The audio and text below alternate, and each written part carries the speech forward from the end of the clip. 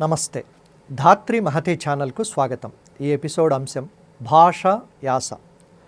తెలుగు భాష ఒకటే అయినా యాసలు అనేకం. ఒక్క జిల్లాలోనే 4-5 యాసలు కూడా ఉంటాయి.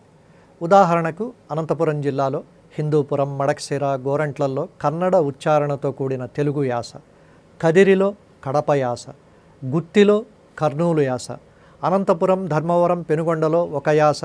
ఇంకా లోతుగా వెళితే కులాలు, వృత్తులను బట్టి యాసల్లో మరికొన్ని వ్యత్యాసాలుంటాయి. భాష యాసల మీద దృష్టి ఉన్నవారు 2 మాటలు వినగానే అది ఏ ప్రాంతం యాసో చెప్పగలుగుతారు. చెప్పినారు, చేసినారు, రాసినారు, పాడినారు లాంటి మాటలతో స్థూలంగా రాయలసీమ యాస ఒకటే అయినా 4 జిల్లాలకు 4 రకాల ఉచ్చారణ విడిగా ఉంటుంది. అలాగే ఇంగ్లీష్ కూడా రాసే భాష ఒకటే అయినా మాట్లాడే భాష మాత్రం ఏ దేశానికి ఆ దేశపు ఉచ్చారణతో స్థిరపడింది. బ్రిటన్లో 2-3 సంప్రదాయాలు ఉన్నాయి. అమెరికా ఇంగ్లీష్ హడావిడే అంతా ఇంతా కాదు. చైనీయులు ఇంగ్లీషును చైనాలాగే మాట్లాడతారు. జపాన్ వారు ఇంగ్లీషును జపాన్లానే ఉచ్చరిస్తారు. అలాగే భారతీయులు ఇంగ్లీషును వారి వారి మాతృభాషల ఉచ్చారణ ప్రకారమే మాట్లాడతారు. కార్, ఫోన్, బస్ మాటలను తెలుగువారు డు, ము, ఊలు విభక్తుల మౌలిక వ్యాకరణ సూత్రం ప్రకారం కారు, ఫోను, బస్సు అనే పలుకుతారు.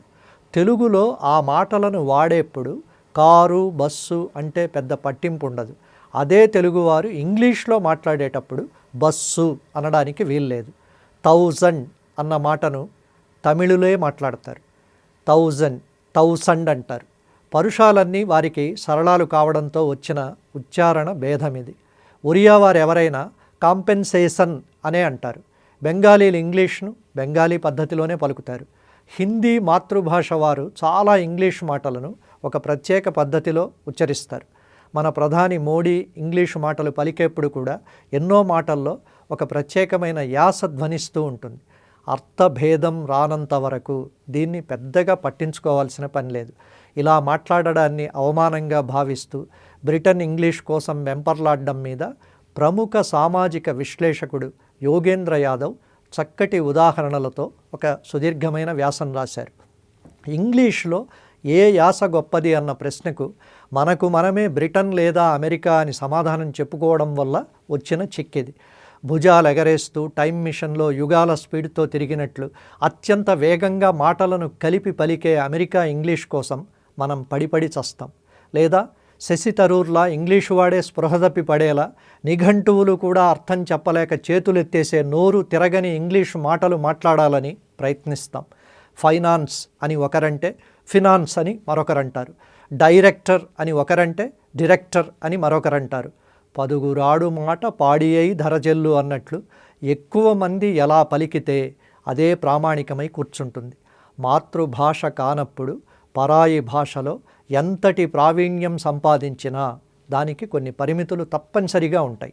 ఆ పరిమితుల దగ్గరే ఆగిపోకుండా అర్థంలో తేడా రానంత వరకు అంగీకరించి ముందుకు కదలడమే శ్రేయస్కరం.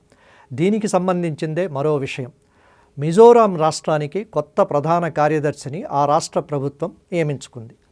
ఆయన వద్దు, ఈయనను నియమించండి అని కేంద్రం ఇంకో ఐఏఎస్ అధికారిని కూర్చోబెట్టింది. కొత్త అధికారికి ఇంగ్లీషు, హిందీ తప్ప మరో భాష తెలియదు.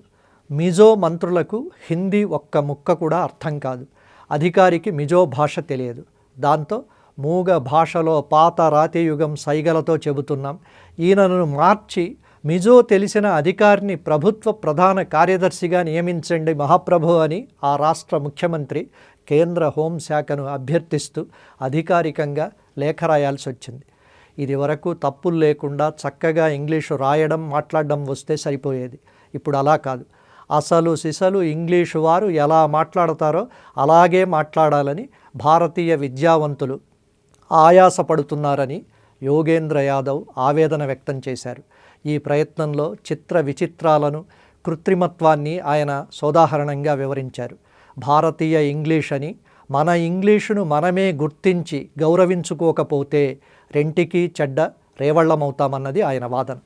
మరో ఆసక్తికరమైన అంశంతో తర్వాతి ఎపిసోడ్లో కలుద్దాం. అంతవరకు సెలవు. నమస్కారం.